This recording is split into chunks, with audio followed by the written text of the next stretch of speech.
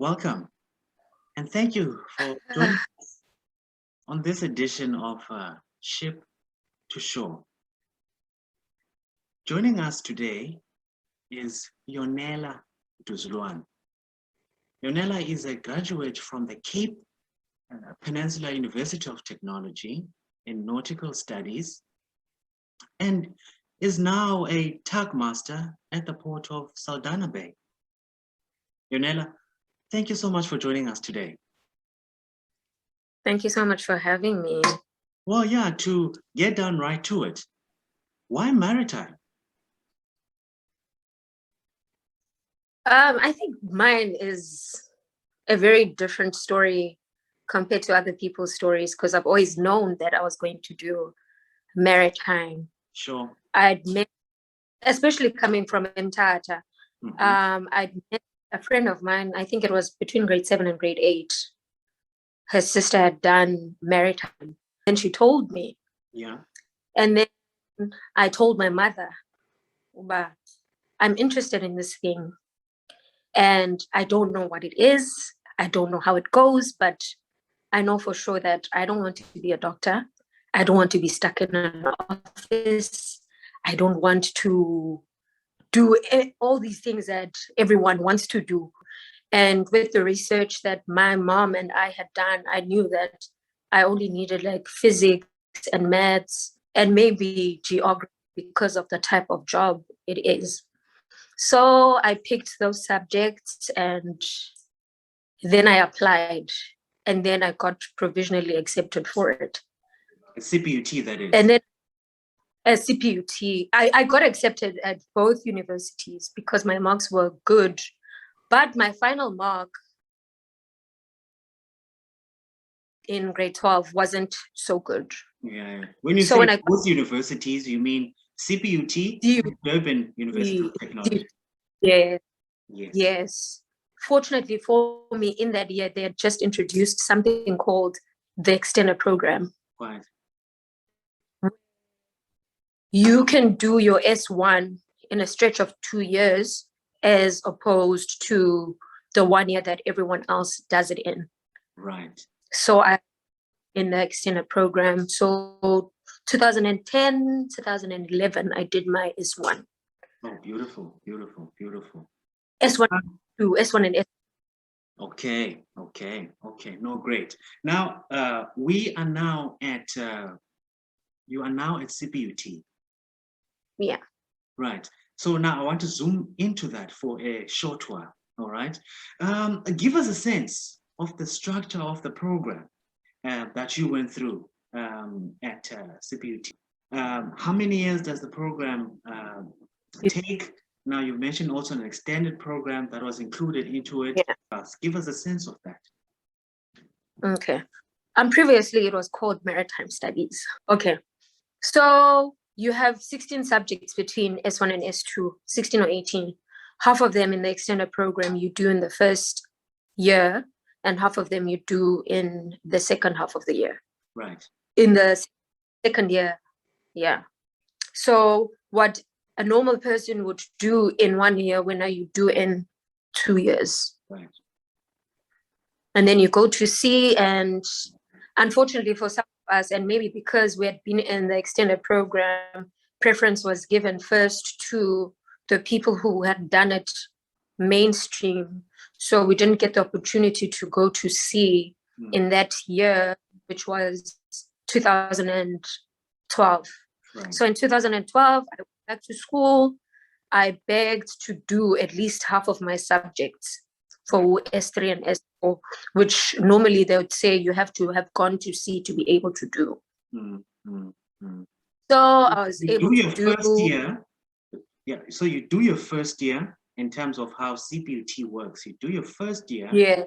S1, you go for your in-service training or your practical training, and then you your come cadet. back. Yes, your cadetship, right. And then you come back and continue with your studies. With your studies, yes, if you want. But some people choose not to. Some people choose to. Oh, is it? Okay, beautiful. Yes.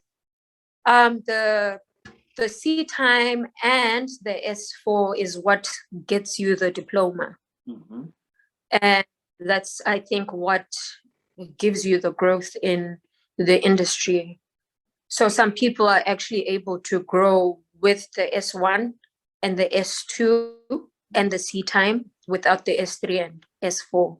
But obviously, if you want your chiefs and to become a captain and you become anything more than that, you have to do your S3 and S4 and have more time or do more time at sea. Okay, no, I see. Now, while I was looking you up, there was a sort of a gap in my research from the time that you left CPUT and the time that you joined TNPA. All right, so after finishing and then TNPA, tell us what was going on between that stretch of time. I actually joined TNPA in 2013. Okay. Because I went to school 2010, 2011, 2012. I did half of my S3 and S4. 2013, I'd applied for an internship with SAMHSA.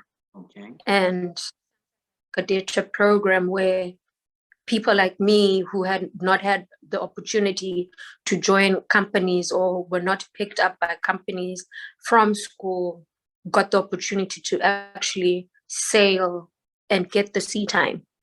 And in that cadetship program, what SAMHSA did is invite the different companies, your Maersks, your Green Rods, your Odgefelds, your TNPAs, all of these shipping companies to actually come and conduct interviews. Mm-hmm. Oh, wow. I think there was like now, for the benefit of our viewers who may not know what SAMHSA is is the South African Maritime Safety Authority. That's right. Okay, please continue. Yes. Yes.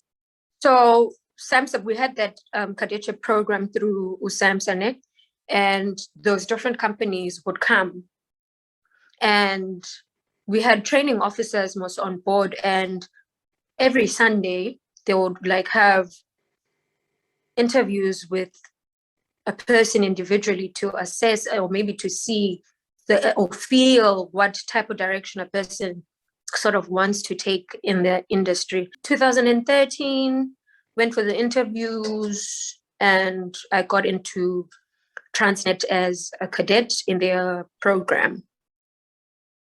So it was sort of a bursary program where they will take you back to school if you need to, and later go into the workforce. So since 2013, I'd always been with Transnet. Okay, all right. So for the benefit of our viewers, when we say Transnet, we're actually meaning Transnet National Ports Authority, who basically are the landlords of all our ports in South Africa. Yeah. Now, you are now a tug master. Yes. TNPA. What is a tug master? What is a tug? A tug is a small boat that does tug and towing and pulling and pushing, assisting the big vessels in docking and sailing when you come into port or when they come into port. Right. So basically, I'm on a small boat called a tugboat, and I'm in assistance to the big ships. Right. So a tug master is a captain, but on a craft. Okay, just give us a sense of your regular day. My regular day, sometimes eventful, sometimes quiet, sometimes. But basically, it involves managing people, making sure the craft is well manned and it's seaworthy, and we are able to do the jobs that are set for the day. Okay. And basically, everyone is happy. making sure everyone. Share with our viewers, one or two memorable experiences that you have had while working for TNPA? I've had quite a lot. I actually love the company. Let me just put it out there. I've always had my mind set on working on the company. But I've got a lot of highlights. I mean, I was able to finish my studies through Transnet, Right. which is amazing. And I'm actually doing what I'd imagined for a very long time that I'd be doing. So for me, that is a highlight. And yeah, basically, I did finish my studies through them. So I've got a lot to be grateful for to the company. Mm-hmm. Previously, I think maritime was known as a man's field, and Right. maybe the capabilities of women were being doubted in the industry. And to watch in TNPA, within the company, so many women breaking boundaries and setting the tone. And for me, I aspire to be like a lot of them. And when I watch someone that looks like me do exactly the same things that I want to do, Wow. It really highlights me a lot of things, and it gives me a sense of belonging. I literally believe I am where I'm meant to be. Okay, no, so thank you so much for that. It's really amazing to hear that the progress that has been made in trying to get women to be included in the industry is actually starting to reap benefits and, good results. I mean, as far as all of us are aware, at this point, I think women of the entire seafaring population, if we can call it that, women, 1.2%. So we've got a fairly long way to go in being more inclusive in gender equality. So I'm glad that you were an example of exactly that progress that is being made. Now, Sure, go ahead. I hope I am. I hope I am. I hope there's a girl somewhere looking and they see me. Like, I've also been watching a few people and they think, that's what I want to do. Because I think sometimes representation is taken so lightly, but it matters so much, because maritime is very, I think, exclusive when it comes to women, and to be included and to be able to actually do it. And for those that have dared to even do it, to show the world, South Africa, that it is possible. It's amazing. I'm not going to lie. It's not easy, but it's possible. No, I'm with you. Well, I hope CPUT and DUT are ready, because now I'm sure after this interview, they'll be flooded with all sorts of applications from women from all over the country. But nonetheless, I hope. Yeah, no, I want us to shift gear a little bit to different matters. Now, TNPA is no longer an operating division of the Transnet Group, right? Maybe probably might share with us a little bit about that. But what I want to get from you, what are your thoughts on this organizational shift that has taken place? And on a day-to-day basis, how have things changed for you guys? Well, nothing has really changed. Operations are still normal. We're still doing what we do. But I mean, we are living in South Africa in 2001, or even in the world in 2001. The only thing that one can do is hope it's for the best and for the better, for the organization, because it's what feeds us, and for the people. I can only hope it means well. And I'm quite optimistic about it. Yes. I think it's for the better. Oh, yes, yeah, no, of course. So we've touched a little bit earlier in our conversation about the inclusion of women in the industry, all right? Coming out of the fact that August was Women's Month, and part of the national celebrations that took place, Maritime also took part, the maritime industry took part in celebrating women that have made strides within the industry and shown a beacon of hope of things, how things can progress positively. Now, from your perspective, how would you assess the progress of women inclusion in the maritime industry? I know you've already touched on this question earlier on, but are there any other points that you would like to add on? Not per se, but I still believe that there is a lot of work that still needs to be done.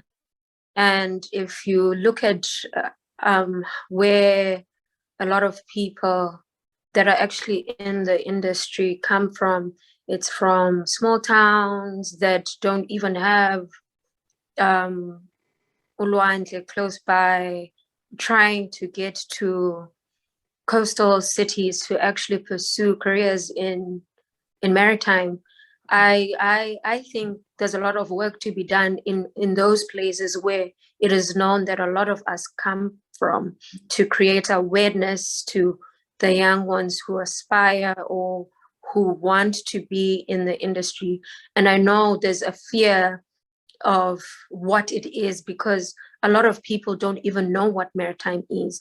So if we are able to influence young girls at a very young age and sort of take that fear away from them, that it isn't such a scary thing for a person to actually pursue, then I think a lot of groundwork will have been done. One, attracting people to join the industry, making sure that people get the proper education and training that is required to be able to be proficient and be the best, whether you're seagoing or shore-based. But I want to focus a little bit on seagoing. One other challenge on the other side is that of the demand, right? Is that on ships, you do have this resistance of on women, right? You worked on board for quite some time. What are your thoughts on that? How can that be changed so that women can be at home on board? When I joined for the first time, I think fortunately for me, the companies had seen that there is a problem with making women go out to sea on their own. So in my time, we would go by two to give that sort of assurance that you are okay, and by two, and you have someone who's actually from the same country as you, and you would find that it's not just the two of you, maybe the other engineers are also ladies from Africa. So you got a sense of security that in the case of anything, or if in the case of me feeling some type of way, at least I've got someone I can cry to and someone who will understand. And I think that's what is missing.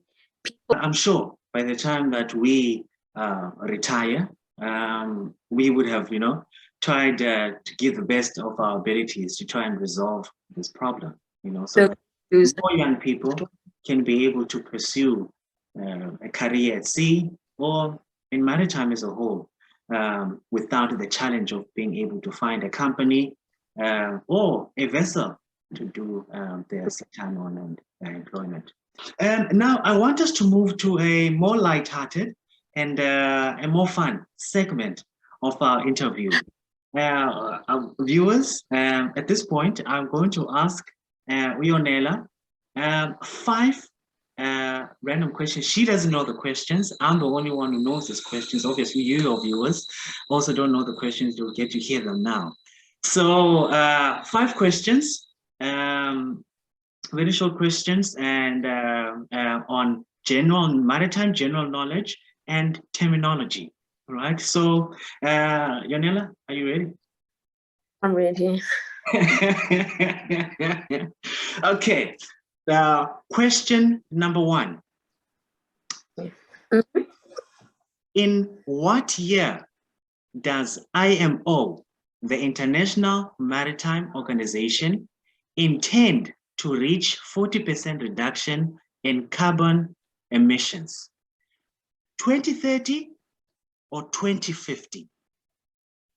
2030. I'd assume it's as soon as possible. Great stuff. No. That's the right answer. 2030 is the year. That's when they want to cut to 40% of carbon emissions.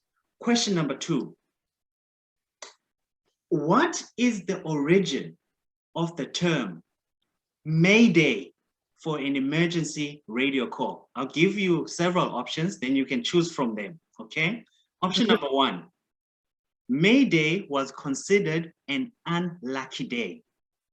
Number 2, it comes from the French phrase m'aider, meaning help me. Option number 3, from Latin. Option number 4, it is unknown. It has to be the French meaning. Okay, so option number 2, that's actually correct. Start again. Name 2 tugs that are not based in Saldanha Bay Port. It's Umbilo, Okay. because I know Umbilo is in Cape Town, and the Merlot. The Merlot is in Cape Town also. So yeah. Okay. It was. Well, yeah. All right, I'll give you the benefit of the doubt this time. All right. Umbilo, as far as my notes. Oh, that. Umbilo is in Durban according to my notes. I could be wrong. I think it belongs to Durban, but it's in Cape Town. Okay. I've seen it in Cape Town. All right, so both of us are correct. The Merlot. Okay, beautiful stuff. Thank you so much. So you've got those 2 answers right. That's great. Now on to the 4th question, right? Which famous waterway reopened for international maritime traffic, having been closed for 8 years following a war? I have no idea. I'm not gonna lie. Can I give you a clue? Yes, give me a clue. Okay. It is close to the land of the pharaohs.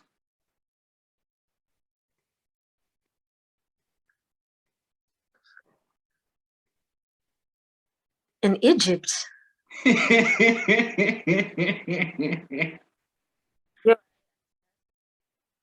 Okay. All right. I'll give you the answer just now. All right. Now let's move on to the last. I don't know. That's fine. That's no problem. You've got the other one so far. So you're doing okay. All right. So now let's move on to the last question. What is the theme for International Maritime Day this year? I'm not sure. Okay. All right. No, that's not a problem. It's not a problem at all. All right. So now let's do I don't know. Let's do a recap of all the answers that all the questions that we've asked. Yeah. Okay, so question number 1. In what year does IMO intend to reach 40% reduction in carbon emissions? Yonela got it right. That was 2030. Right. Question number 2. What is the origin of the term Mayday for an emergency radio call? Right. It comes from the French phrase m'aider, which means help me. Name 2 tugs that are not based in Saldanha Bay Port. And then Yonela got those right. Umbilo, which is from Durban, but is currently based in Cape Town. And then the Merlot, you said the Merlot. So those are 2 tugs that are not based in Saldanha Bay. Question number 4. Which famous waterway reopened for international maritime traffic, having been shut for 8 years following a war? The Suez Canal. Oh my God, am I that? It's nerves. Don't worry about it. It's nerves.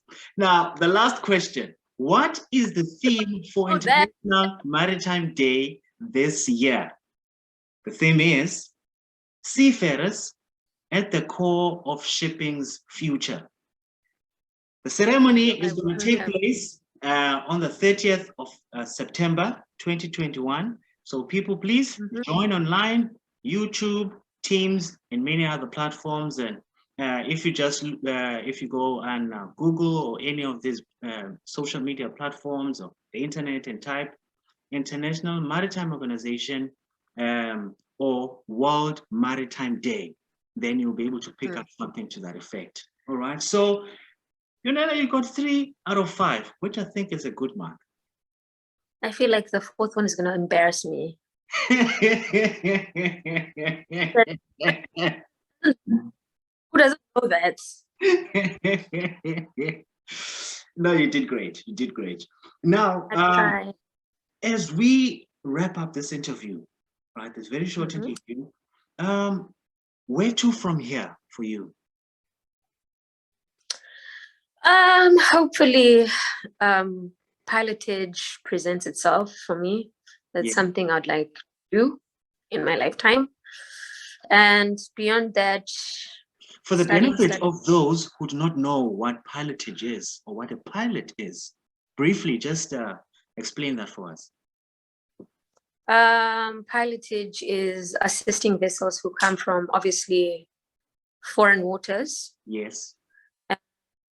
Our pilots help them navigate within our waters because they know the waters well enough. Right. So they actually help us out with the safety, with the navigation, and actually docking and sailing in South African waters.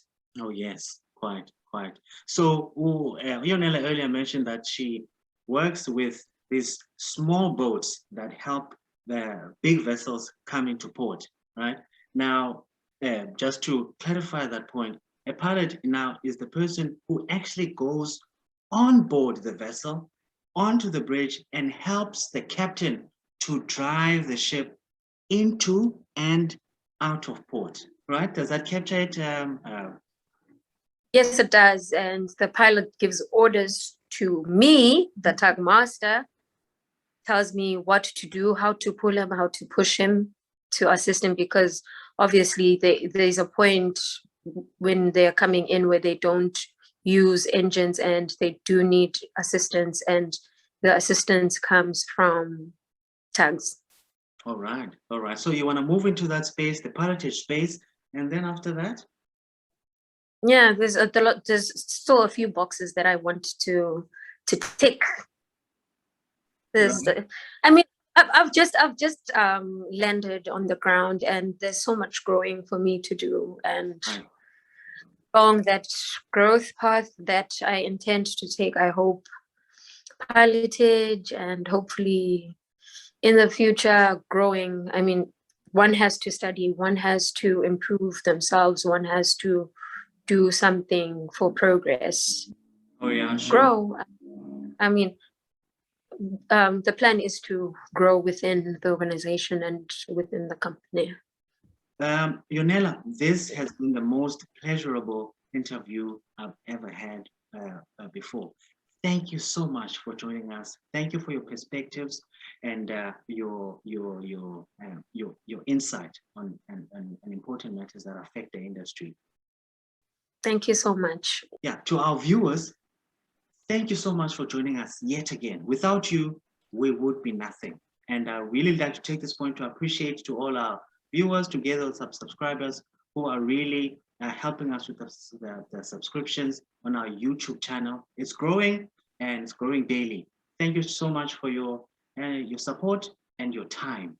Really much appreciated. Take care and goodbye.